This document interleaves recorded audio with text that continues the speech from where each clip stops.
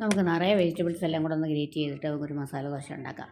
Carrot, beetroot, കിഴങ്ങ് എല്ലാം എടുത്തിട്ടുണ്ട്. ഉള്ളി എല്ലാം കൂടെ നമുക്കൊന്ന് ഗ്രേറ്റ് ചെയ്ത് വെച്ചിട്ടുണ്ട്. അതൊന്ന് എണ്ണയും നെയ്യും കൂടെ ഇട്ട് ചൂടാകുമ്പോൾ അത് നന്നായിട്ടൊന്ന് ഫ്രൈ ചെയ്തെടുക്കുക. അതിലേക്ക് ജിഞ്ചർ ഗാർലിക് പേസ്റ്റൊക്കെ ചേർത്താണ് വഴറ്റിയത്. മഞ്ഞൾപ്പൊടി, മുളക് പൊടി, പിന്നെ ആവശ്യത്തിന് ഉപ്പ് ചേർക്കാം. കുറച്ച് വെള്ളം ഒന്ന് തളിച്ച് കൊടുത്ത് നമുക്കിതൊന്ന് വേവിച്ചെടുക്കണം. അടച്ച് വെച്ച് വേവിച്ചെടുക്കാം. ഇതെല്ലാം നമുക്ക് വെന്ത് കഴിയുമ്പോൾ അതിലേക്ക് ഒരു പിടി മല്ലിയില തൂക്കി കൊടുക്കാം. പിന്നീട് നമുക്ക് ദോശ ഇട്ട് തുടങ്ങാം. നല്ലപോലെ കല്ല് ചൂടായതിന് ശേഷം നമുക്ക് മാവൊഴിച്ച് ദോശ ഇടാം.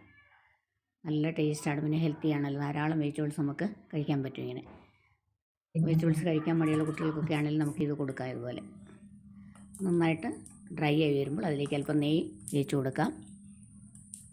നെയ്യോ എണ്ണയോ നമുക്ക് ഇഷ്ടമുള്ളത് തേച്ച് കൊടുക്കാം. നല്ല ക്രിസ്പിയാണ്, നല്ല ടേസ്റ്റുമായിട്ടുള്ള ദോശ നമുക്കിതുപോലെ തയ്യാറാക്കാം.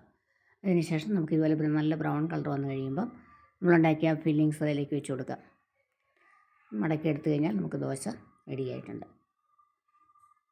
നിങ്ങളിങ്ങനെ തയ്യാറാക്കാറുണ്ടോ? ഒന്ന് കമൻറ്റ് ചെയ്തേക്കണേ.